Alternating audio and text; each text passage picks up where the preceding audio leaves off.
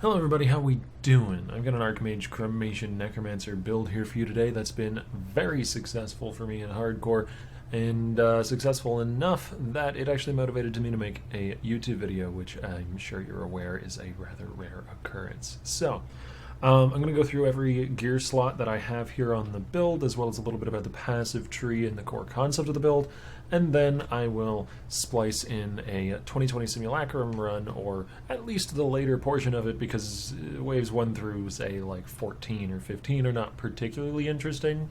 But once it ramps past 15, Simulacrum can get a bit nasty, and I'll splice that in along with any other boss fights or boss kills. I think I did a 4-way Legion fight, I think I did Red Elder, I want to be doing Shaper and Uber Elders sometime the next few days, so I'll be splicing in whatever footage I have of in-game content with the build right after I'm done going over the gear. So, let's go top to bottom here. First off, the core concept of the build is I wanted to play a build that could be high block, I wanted to play an Archmage build, and I wanted to play a Necromancer as a result of wanting to play a high block build because I'd already played a Gladiator last league, and Necromancer is one of the other ascendancies that has relatively easy access to block as a mechanic thanks to Bone Offering and Mistress of Sacrifice. So Cremation was just kind of the natural choice, because if you're going Archmage, that means you're going to have a mana cost in the thousands. My current mana cost is 4,439, quite a bit, so you need something which you don't need to spam cast in order for it to be effective. You know, if you're playing something like, say, let's go with Spark as an example, though there might be somebody out there doing some Archmage Spark, but Spark as an example, if you spam cast that and your mana cost is 4,000, you're going to run yourself dry and it's going to feel awkward to clear with very quickly. This is why Stormbrand is so powerful and popular for Archmage, because you have Brand Recall to move your super brand that you've built by juicing it with mana from wherever it is in the map to wherever you are, and not have to recast it and pay that exorbitant mana fee. Archmage isn't quite as powerful in that regard, or sorry, Cremation I should say isn't quite as powerful in that regard. Archmage is basically my skill and not Cremation, so forgive me if I get them confused. But it still does have quite a bit of duration. You're able to drop one down, and in the course of a boss fight, provided the boss isn't too terribly mobile, you don't have to reposition them that often. Now, as you can see, I do have a good chunk of mana recovery, so if I do need to reposition them, it's not that difficult, but while clearing, I wouldn't want to be spam casting them super hard. Which brings me to some of the strengths and weaknesses of the build. Like, in terms of strengths, it is very good for something like Simulacrum or a T16 Delirious map. I've done up to 60%. I'm going to probably be creeping into 80 and try 100% over the next few days, because those are things where you want the advantage of Cremation and Archmage together scaling quite a bit of damage, and you want to have the survivability of something like max block, but you can maybe sacrifice some clear speed for that. So this certainly isn't a zoom mapping build. This gives you like a rough overview of the character and why I chose to run it. Let's start going through the gear. Crown of the Inward Eye is used because it's a lot of mana, which is going to be something you hear me say about most of the gear slots on this build. And Transfiguration of Mind synergizes beautifully with the mana that we build everywhere else. This also does not skimp on armor and life, which are both stats that are not irrelevant, though I don't scale that much armor on this build. Our weapon is fairly straightforward. We have mana synergies with a good chunk of flat mana, could be better, but pretty decent. Some mana regen, could be better, but pretty decent. And then a whole bunch of percent increased damage. Percent spell damage and percent lightning damage do not scale the Corpse Explosion of Cremation, as that is fire damage and not spell damage, but 80 to 90% of the damage we're doing is coming from Archmage and coming from our mana scaling, and that is spell damage. Well, it's actually not spell damage on the explosion part, but on the spell hit, the little cascading orb, that's spell damage, and it's lightning damage, obviously.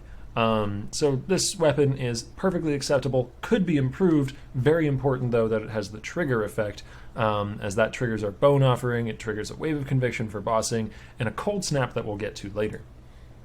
The amulet slot is at Ziri's Foible with life and mana quality on it. This is a very difficult amulet to beat. Theoretically, there are some really good rare amulets you could go for with like Temple percent mana and really high flat and then life, and it's not worth the effort of trying to craft that, and it's not worth the cost of buying it when an Ziri's Foible comes so close for so much cheaper, and still also helps with your stat requirements. Very powerful. I've allocated Battle Rouse as well. It's a little bit of mana down here, and damage taken gained as mana. since I changed the pathing at one point to pick up Mind Drinker. That used to be my allocation. The shield is a max Ellie res Shaper shield that has some spell block and life and damage and chaos res. It's just a very nice rare shield. The order of priority here, though, is good life and max res. This is our source of Ellie mitigation, or our probably single biggest source of Ellie mitigation. We have Fortify in the build and Block. Those both sort of could be seen as Ellie mitigation, but this attacks it directly, and is very, very important, I would say, for late game hardcore survivability. Ring with life, mana, and res. This is qualityed as well to scale the implicit as well as the explicit mana and life rolls. Pretty straightforward, just nice big numbers. Shroud of the Lightless is an old favorite chess piece of mine. We are doing some amount of fire damage, as I said earlier, not a ton, but some amount. So the hybrid pen of fire and lightning pen, rather than specifically just lightning pen as a 6th link, is pretty good. And Shroud also comes with percent life and percent mana. We like mana. The only slot I've looked at so far that didn't have mana is the shield, and that's just because it had so many other good rolls that I couldn't really fit the mana in.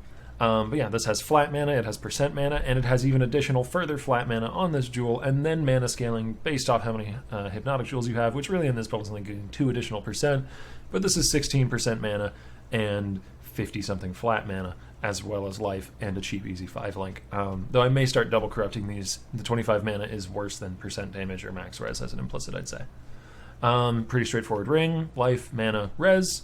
I needed an unset ring in order to fit in all the gems that I wanted, so sadly we don't have double cerulean, but still life, mana, res, good ring. Algar Mortis are pretty interesting. These were cheap, so I could buy them up and corrupt them and hit Ellie weakness, which again is better than conductivity because it will scale the fire damage from the Cremation as well as the lightning. But this is the reason why we have a Cold Snap in our weapon. And you could theoretically go further than this and run like Arctic Armor if you really wanted to, though cutting your mana wouldn't be a good idea. Or try and enchant these gloves before you corrupt them for the lab enchant that gives you Chilling Ground when you take a hit, which is a little bit meme, but you could go for that. Or if you want super meme, run an Aquamarine Flask, and then you'll generate Chilling Ground. What does not work, though, is this chill.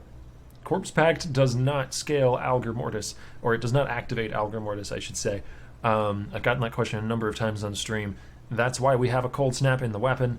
The triggered Cold Snap will auto-target, and it will go off very consistently in something like a Shaper or an Elder fight, or a Guardian or something like that, and that's really the only place where this damage scaler is necessary. You don't actually need it versus trash. You could also very easily get away with some rare gloves in this build. If you wanted to be able to cap block without a roomies, you could go Elder Gloves with block chance and then go for a chest piece with a block chance craft on it instead of Shroud.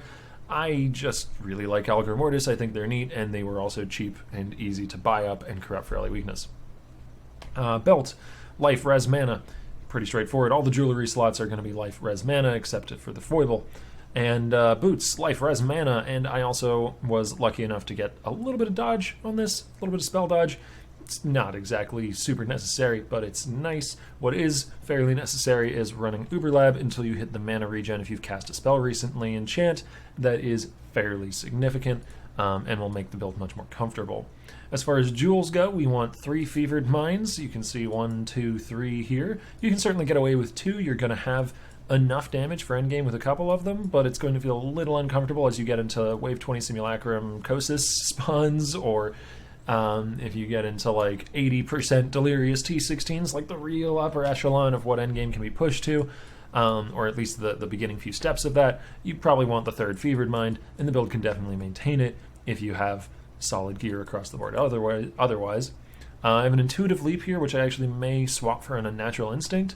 Unnatural Instinct is slightly worse in terms of amount of mana that it scales, but it frees up 3 passive points for me, which could then go somewhere else. So I'm considering that as far as where I'd put those points. I'm not really sure, which is why I haven't made that decision yet.